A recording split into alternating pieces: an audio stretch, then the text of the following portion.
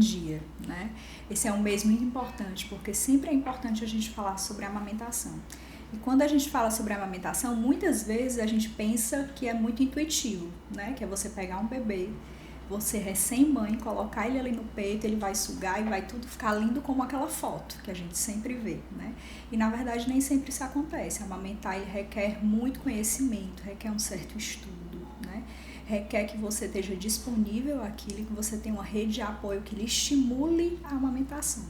Então, assim, amamentar é sobre a posição do bebê, é sobre a pega, mas também é sobre o acolhimento com aquela família que está ali começando uma nova fase, com aquela mulher, com todos aqueles desafios que ela está enfrentando naquele pós-parto, que tem um desequilíbrio hormonal, tem a privação de sono, tem um cansaço, e também com a rede de apoio que esteja ali favorável a ela, estimulando e lhe dizendo cada vez mais como é importante aquele ato.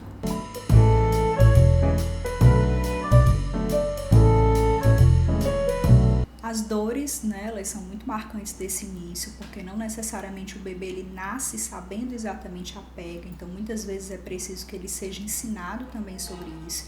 E quando o bebê não tem uma pega adequada, ele tende a ter uma machucar o peito, né? Então, assim, aquele machucado do peito pode levar ao aparecimento de fissuras, de dores, né?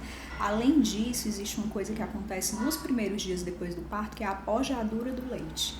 Então, a mãe dorme com aquela sensação de que não tem leite e acorda com o peito muito cheio de leite. Durante aquele período, né, que aconteceu uma recente apojadura, ela pode evoluir com a mastite, que é a infecção daquela região. Então, assim, como é que a mulher percebe que ela pode estar com mastite? Calafrio, vermelhidão na mama, tá? A mama muito cheia, muito vermelha, pega no peito, o peito está muito quente, né?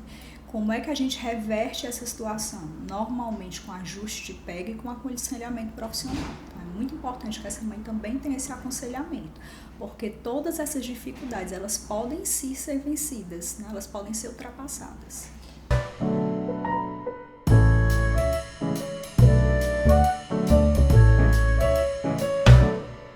Muito importante que amamentar é nutrir, mas amamentar também é acolhimento, é vínculo, né? É possível que uma mãe não consiga amamentar mesmo com todo o apoio? Sim, né? Isso pode vir a acontecer, mas a gente precisa sempre estimular e entender que ela não deixa de ser mãe por isso, né? Assim, o amamentar é um ato de amor, ele requer um cuidado, ele requer um acompanhamento, mas que o amor que você tem pro seu filho é além disso.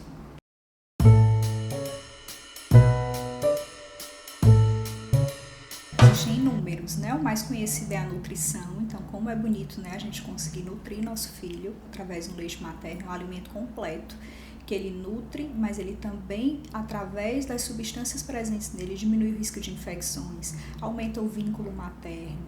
Para a mulher também tem uma importância. Além do vínculo, ele diminui o risco de câncer de mama, diminui o risco de câncer de ovário, leva à perda de peso naquele momento de forma mais acelerada, que provavelmente é algo que vai mexer com ela também nesse pós-parto. Então, assim, a gente tem inúmeros benefícios em relação a isso.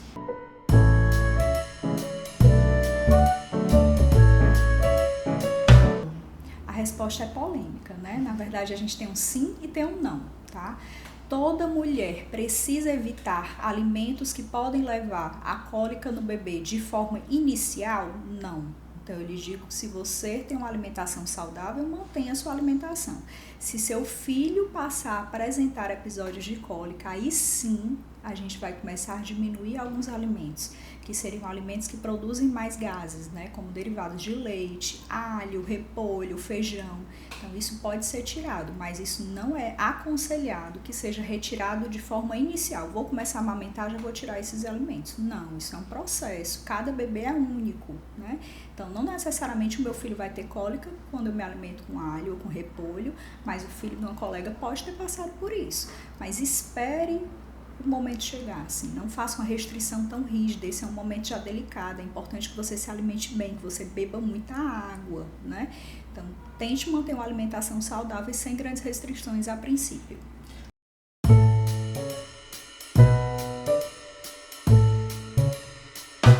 O café, ele é possível, né? A gente tem uma dose máxima diária, que seria 1 xícara por dia. Esse é o mesmo aconselhamento que a gente faz para a mãe que está gestante. Então, durante a gestação, você pode tomar café, mas não pode extrapolar, né? Em relação ao álcool, o ideal é que você não faça a ingestão, mas uma vez que você faça a ingestão, vai ter um tempo determinado entre o período que você faz a ingesta da bebida alcoólica e o período que você pode dar de amamentar, tá? Esse tempo vai variar com a quantidade, com o tipo de bebida. Então, não é uma coisa assim, para a cerveja não é o mesmo para o vinho, que não vai ser o mesmo para outros tipos de bebida alcoólica. De uma forma geral, o ideal era não usar em relação ao álcool, mas é possível com algumas estratégias personalizadas para aquele caso específico.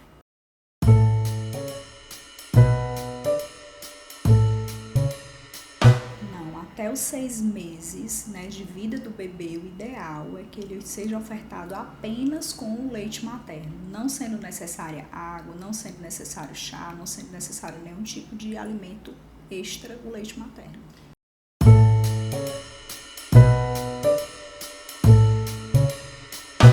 Esse é um segundo desafio, né? Eu costumo falar que o primeiro desafio da amamentação é aquele período inicial, que você está conhecendo seu bebê, está aprendendo a amamentar, ele está aprendendo junto com você.